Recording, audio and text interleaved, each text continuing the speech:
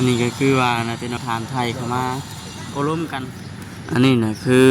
จากที่บ่คำได้ฟังมาแล้วก็จากที่ได้ถามไทยเบิ่งนี่ก็ตะกี้แต่ก่อนครอบครัวแล้วก็บ่ได้อึดบ่ได้อยากปานใดพี่น้องเนาะว่าขออนุญาตนำตะกี้ก็เฮ็ดไร่เฮ็ดนาปกติแต่ว่าจ้างคนมาไถให้จ้างคนมาไถให้ถึงสิบ่มีรถไถนะพี่น้องแต่ว่าพอลูกเราเป็นแบบนี้ก็มันก็มีผลกระทบอยู่เนาะมีผลกระทบได้แบบนี้สิไปทางใดก็บ่ได้หั่นไปหันไปนี่ก็ยากไปผู้หนึงป้าผู้หนึงผู้ไปก็ยังคิดคือนึงอยู่ได้บัดนะสาเหตุที่ว่า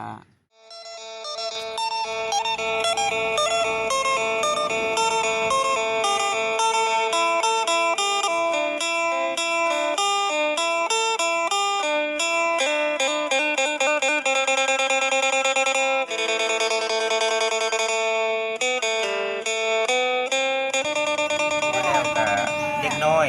ผู้ใดสิมานี่เขาก็บ่กล้ามาเนาะบ่ฮันตาเขาได้ใช่ค่ะเขาบ่กล้ามาเนาะคือผู้เป็นแม่ก็พ่อนี่เขาใกล้ไปสิก็บ่ได้เป็นหยังบ่เคยอยู่บ่เคยถึกอยู่บ่เคยถึกอยู่บ่พ่อหรือว่าเฮาเข้ามาใกล้มาหยังเพิ่นสิได้เคยถึกลูกดงหยังอยู่บ่เคยอีกเทื่ออันว่าก็ลอกแปลงนี่ไปลอกแปลงใช้ข่อยบ่หานข่อยพ่อไปนี่ว่าอันนี้ก็เล่ากับผู้เดียวเล่ากับคอยกับบ่ปะแล้วก็ยังเห็นที่เขามันนี่ตาขาคอยอันนั้น5 วันนะลาบแต่ตีมันถึงผู้สิตัวว้ายมันมึงวัดได้มันเมื่อยแล้วห้ายทำมัวนี่อันนั้นเนี่ยมันลงก็เลยย่านติย่านนี่จะมาคนมาแล้วนั่งให้ถ้ามาที่บ่มันหัวอันนั้นพอไปแล้วแล้วไปเลยเด้อจักหายเนาะจังว่าสิหาอยู่หากินพ่อแม่ก็ลำบากเนาะลำบากเลยไอ้สิเบาแป๊ะๆเสียข่อยอ้าวอันนี้อัดก็ยังเจ้าเชื่อเจ้ามันบ่เฮาสิปะเจ้ามันขาดของกินเพียงกะทิเพียงแล้วโลดที่บ่มีพิธีบินเขาสิบอกเป็นรอยเป็นจังโลดเขาสิบอกแต่อันนี้ก็ยังจะขาดได้อันนี้ไปหาคบเงินลูกให้ว่านี่ก็ชื่อได้กินเช้าชื่อกินอยู่บ่ชื่อเลยได้เช้าชื่อเลยได้จักนี่จักนะชาลีมเนี่ยก็บ่เป็นมีช่างอ้าวนางดีเอาแล้วว้าต้องพ่อนี่ต้องได้เจอไปสินะแงกจะขาบนั่นสิแล้วขาบสิแล้วก็พอมันทานนะโอนร้านบ้านแม่นำมันอยู่วัดแม่นำรู้จักแล้วว่ามันไตบ้านคนว่าไปชิดลงไตเขาบ้านนี่อยู่ในคืนเที่ยงนี่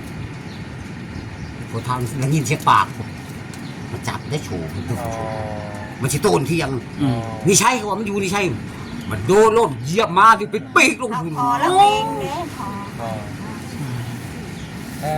ก็ยังดีที่ว่ายังญาติอยู่ได้บางคนเขาบ่ญาติได้เนาะแม่ญาติไผอันนี้ยังอยากเก่งๆอยู่นี่ยังคิดอยู่เนาะอุกใจอยู่ผู้เป็นแม่พี่น้องอยากให้ดีเรื่องจะให้ดีช่องมาให้ไปใช้กับลำบากนะอยากไปนอนวัดชัดคามอยู่หากินหาหันทานนี่ก็ยากแม่อยากไปได้อันนี้หันเฮาบ่มีรถมีล่างฮะบ่ใช่คอยได้รถก็บ่คนอื่นได้รถไทยก็สิกุ้มกินอยู่ดอกหน้างามอยู่หน้าอุ๊บมันบ่มีรถไทยนี่บ่แม่นเว้าประมาณจัก2 ปีนึงฉันเข้าหั่นบ่สมันได้หั่นว่าได้100ป้ายพุ่นได้น่ะแต่ว่าบ่มีแนวเฮ็ดได้ซื้อบ่มีแนวดึงนี่นะเว้าในนั้นน่ะลูกเว้าจริงๆเลยแบบเป็นคนอึดข้าวอึดน้ำไปเลยเจ้าอันที่ว่าบ่ได้เฮ็ดให้เฮ็ดหน้านี่ตั้งแต่ลูกเป็นบ่ได้ตะกี้ก็เฮ็ดอยู่ก็เฮ็ดอยู่ได้ก็พอได้กินอยู่เฮ็ดได้แต่ว่าเรื่องรถเรื่องล่างได้ตะกี้ได้จ้างเอาเลยจ้างเอาเราต่อมากอ่ะจ้างแต่ว่าลูกเต้าเป็นนี่มันก็เลยบ่มีจิตใจมันบ่มีน้ำใจเฮ็ดเลยไอ้บ้าสมทบกันตี้เนาะบัดนี้เนาะได้ชักนาวิลังชักลังวินาเลยจากที่ว่าเฮาช้ำนั่นก็ยังพอแฮงแล้วหั่นนะโอ้ยลุยแต่มาเป็นอีกบัดนี้บัดแฮงกระเต็กบัดนี้เนาะบัดนี้หันสิว่าช่างบัดนี้เฮาหมู่สิว่าขี้ข้านก็ยาเฮาบ่มีรถเฮาว่าเฮาก็บ่มีรถช่องก็บ่มีเงินค้ำนี่แหละรถมื้อชองนี่2-3มื้อเนาะประมาณ2-3มื้อนี่แหละก็มื้อชองโลดหันบ่ ฉันว่ามีเงินทันได้พวกเวียงเอาลูกมาชงหอดรักชามนี่ บ่ฮอดเวียงนี่พ่ออยู่ตะเลวนี่เนาะ เก่งกอกแถว มีอยู่บ่ได้อึด มันบ่มีเงินนี่ลูกอันนั้นคอยข้างนอกนี่อันนี้อะไรฉันว่าได้รถน้ำหมูโอ้ยคนบ่มีเว้า เออ เขากินน้ำหมูทั้งวันว่าเงินค่ำต้องว่าบ่มี สิภูมิใจซำนี้เนาะ เจ้าบ่มีหั่นแหละ อันนี้คือเว้าเรื่องคนแบบคือความเฮาบ่มีพี่น้องเนาะบ่มีบัดยิ่งมาเป็นแบบนี้นะพี่น้องเอ้ย โอ้ยนี่ชมใช่ไหม ให้ชมกันก็ว่ามีรถมีลาบัดเรามีให้หน้าตะกร้าเฮ็ดบัดสิบ่หาขอน้ำมาเพื่อผู้นี้ เอ เนาะ อมันเป็นนานมึงได้บ่เห็นหน้าอยู่นี่บ่ บ่เป็นหยัง บ่ เนาะ เป็นหยังบ่เป็นหยัง วัดบัวมึงได้จะนอนที่ไทย ค่อยเว้าเบิ่งอย่าว่าเราอันน่ะนั่นเด้แล้วบ่เป็นหยังบ่ให้อย่าบ่ล่ะ หมอบอกเขาไปไกลก็ได้อันนั้นก็ได้ อันแต่พอเราบ่พาเขาไปไกลก็ได้บ่จิต นะเฮามาขุดมันเป็นจะภาพอยู่จักสิจังมันยิงเขาหรือเป็นจะมองปู่เลยเลย อืม มึง คิดบอกชอบบ่เขาเลย แม่นแหละเป็นนั่นนะฮะหมู่เป็นบ้านก็บ่ฮานได้คอยได้บ่แม่นว่า บ่กล้าแล้วเนาะ บ่กล้า ไม่ได้หยัง เฮาถูกนี่แล้วคอยสิบ่ฮาน จะมาคิดตัวนี้อีก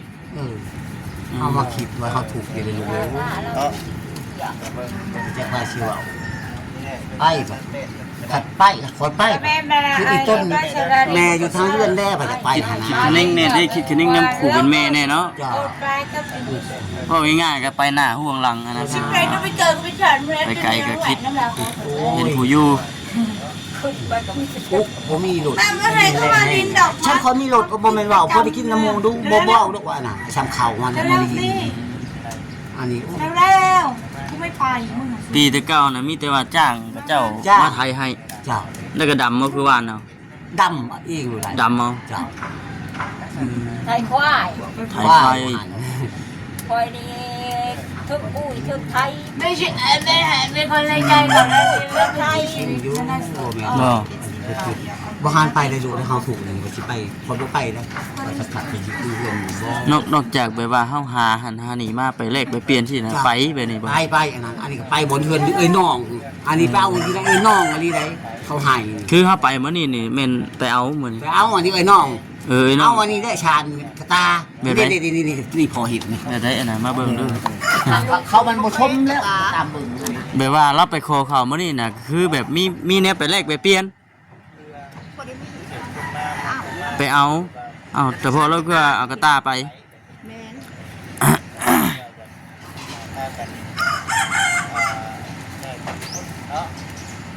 นี่ เห็นยังพ่อเอ้ย อันนี้เอาไปให้ สารกระตาอันนี้สารเองกับมือได้บ่นี่ เฮาเราบ่เป็นเฮาเอานี่เฮาให้เอ้ยน้อง โอ้งามได้กับตาเราเนาะ เฮาเลยชาญ เอานี่บ่ไปได้ข่าวแดงแน่ ก็เอาไปให้เอ้ยน้องเองแล้วมา โอ้ย อันนี้ เอา ก็ ไปให้ไอ้น้อง หน่วยผู้เพื่อนให้เอาคืนไป หือ ยังชิดหน่วยโพธิชานนี่เอาคืนไป ดีแล้วเนาะ พี่น้อง เขายังมีได้เฮ็ดอยู่แบบนี้ก็ถือว่าโอเคอยู่ได้เนาะ แม่น เฮ็ดอันนี้นั่นคืออันนี้นะคือเฮ็ด แต่ว่าในเรื่องการย้ายนี่ถ้าบ่มีอุปกรณ์ย่ำใดนี่ไปเมื่อนั้นแม่นบ่ โอ้ยได้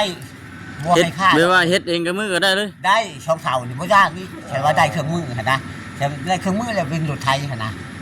บ่นี่ย้าย บ่อันว่าเพิ่นว่าเฮ็ดอันกระต๊อบให้น้องเราอยู่อะนะ เฮ็ดอันนี้ฮะ คือทั้งแต่พ่อเราเฮ็ดเป็นบ่ ได้ เอ ไม่ยากอะนะ แล้วรถไทยก็ขับเป็นอยู่บ่ขับรถไทยก็ ได้บ่เป็นกระเฮียนนะลูกเนาะบ่ได้โตบ่ได้กระเฮียนแหละ บ่อันนี้คือเฮาก็ถามไทยเบิ่งก่อนนะ ถ้าถูกแล้วลูกโพดมันจะถูกแล้ว ยังเนาะเบิ่งก่อน ถาม จนพอสิคืนมาพุ่นได้ลูก ในเรื่อง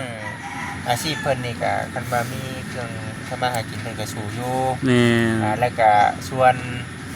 ในเรื่องของทางการย้ายเพิ่นเนาะไปอยู่อัน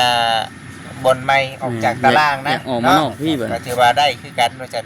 มียามใดก็ไปยาม แต่ว่าเสานี่มีจักต้นเลยอันเสา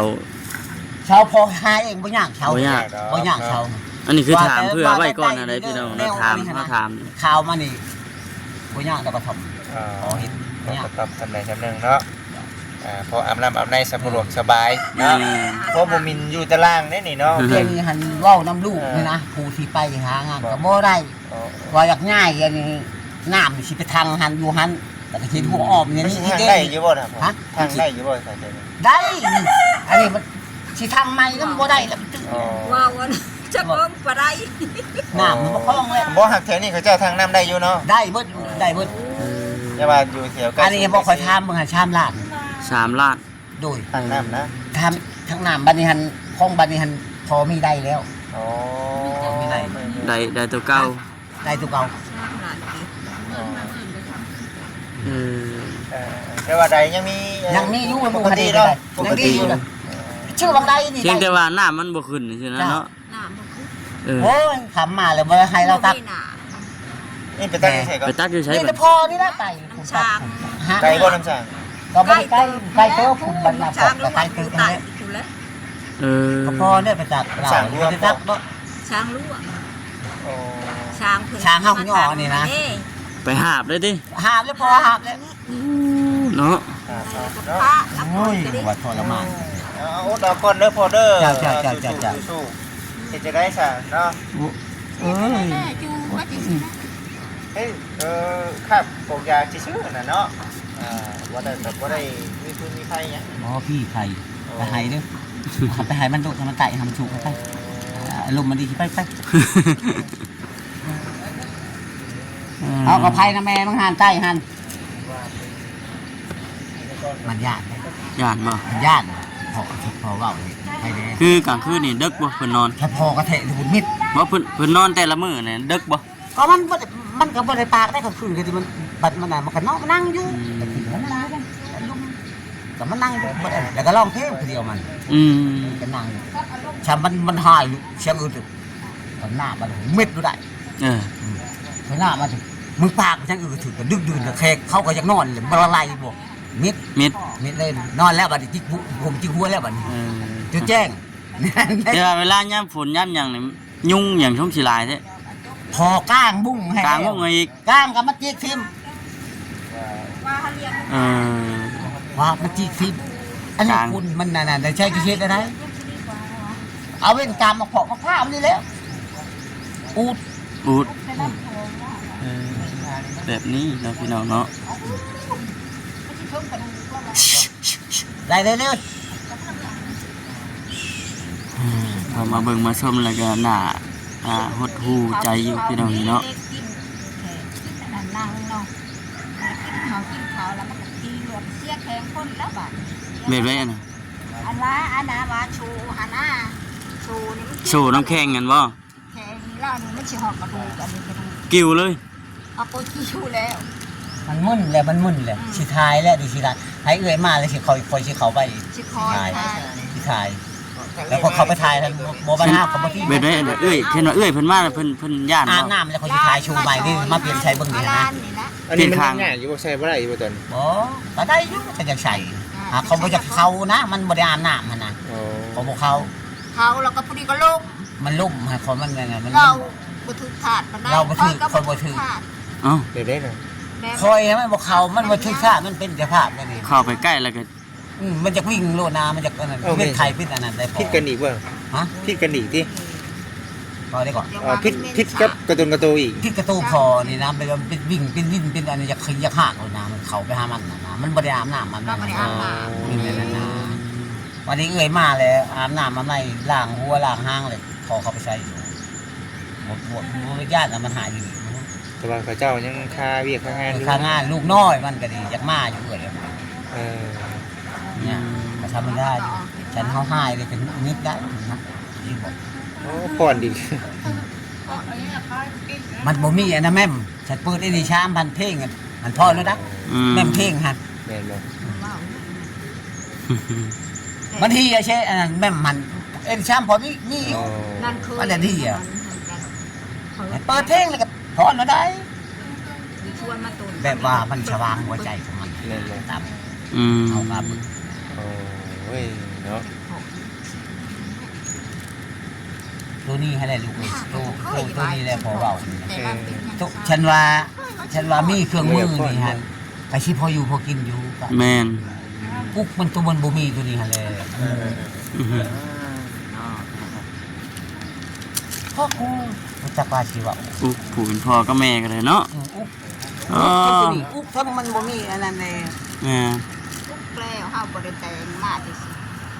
แต่ ได้หน่อยจะดูดีนี่เอง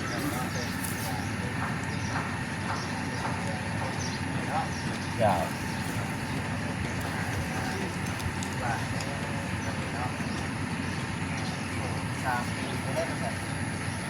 แข่งกันกิ้วแล้วก็เบิดเท่านั้นแหละเนาะ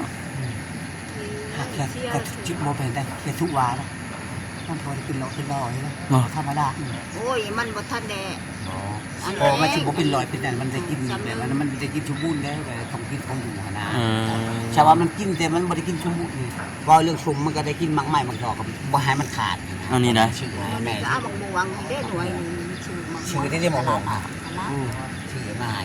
มันกินให้ได้มันก็มาบ่ให้มันขาดธาตุวิตามิน บำรุงตลอดเนาะ เจ้าอันนั้นแหละก่อนมันสิบ่เป็นหาน ได้เดียวเดี๋ยว แม่ ประพันธ์ จะไปเขาก็ท้องนั่งว่า ไปเลาะเบิ่งนี่ก่อนเด้อบอลเพิ่น เอาลูกเอารอ อยู่พี่น้องเนาะ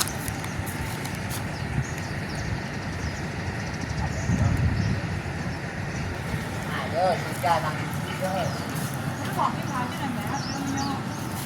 จ้าเด้อ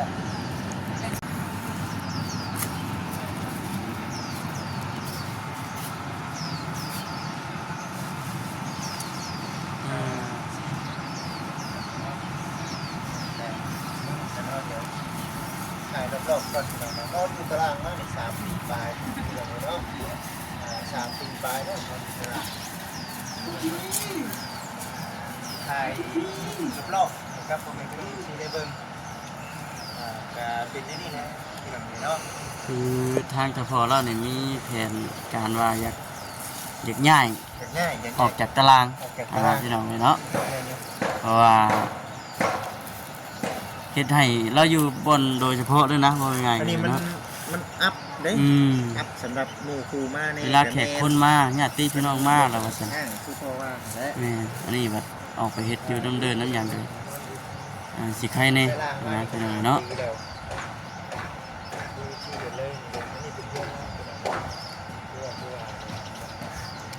ไปไต่ตุนอยู่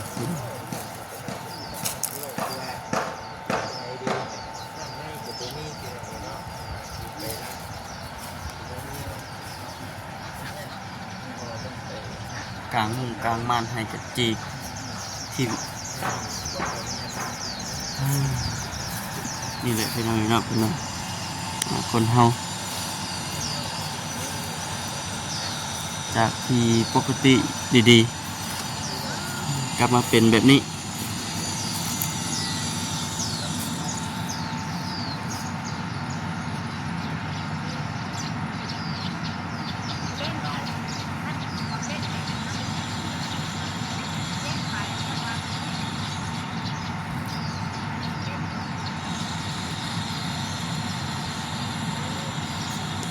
อันนี้ก็คือว่านะเป็นทานไทยเข้ามาโอร่วมกัน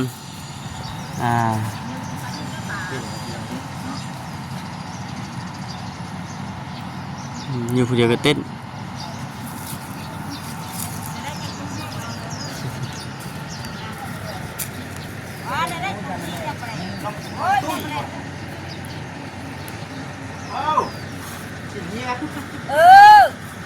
เฮ็ดดีๆได้ กำลังเต้นม่วนว่าเนาะเห็นว่ามีเพลงนี่แฮงคักนะเนาะ บ่มีแน่นบ่ เวลาอันได้ยินเสียงตู้เสียงห บ่ ยัง ก็ นำ บ่ บ้าน หายได้พอเปิดบางทีพอชางกระตาไปแบนหาพอก็เปิดได้เพลงกันแต่ว่ามันก็พอรู้นะยิกๆยัง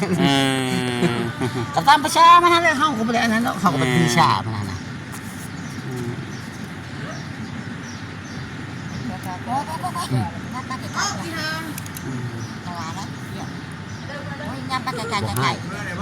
บ่หายได้บ่หายได้รู้ได้บ่หายได้เลยสุดยานบ่หายอีก ใจเย็นอารมณ์ดี ลมดีก็บอกอันนั้นนี่ โอ้ยไปอันนั้นได้ด้วยนั่งอยู่แล้ว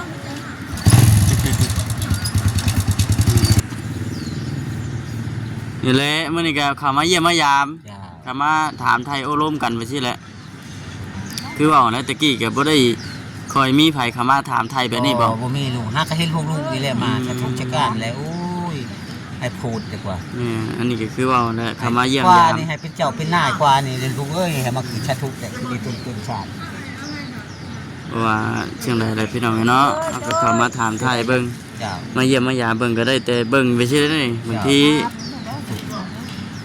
FC บางทานเบิ่งหรือว่าผู้หลักผู้ใหญ่บางทานประชุมศาลก็มีหันนะก็มาถามไทยเบิ่งคือมื้อนี้เพิ่นกินข้าวจะคาบแล้ว ช่องเลย ช่อง ชามตะแรก โอ้ยชานถืออะไรแม่ผู้ย่อนี่ กินตลอดได้เขาลูกเอามาใหายมักเลยนี่ มันมักแล้วนี่เขาวเจ้าคนมาอยู่พูดมันก็กินข้าวเจ้า ข้าวเจ้านี่แม่นมากเล มั ย กแล้วข้าวเจ้านี่มักแล้วข้าวเจ้ากินเอากระบุ้งให้แล้วนี่ เออ กินแล้วนี่เบิดได้มันกินได้จานหนึ่งเบิดดูได้ โอ้ เบิด อันแรกกระโตมันจังบ่ลงมันกิน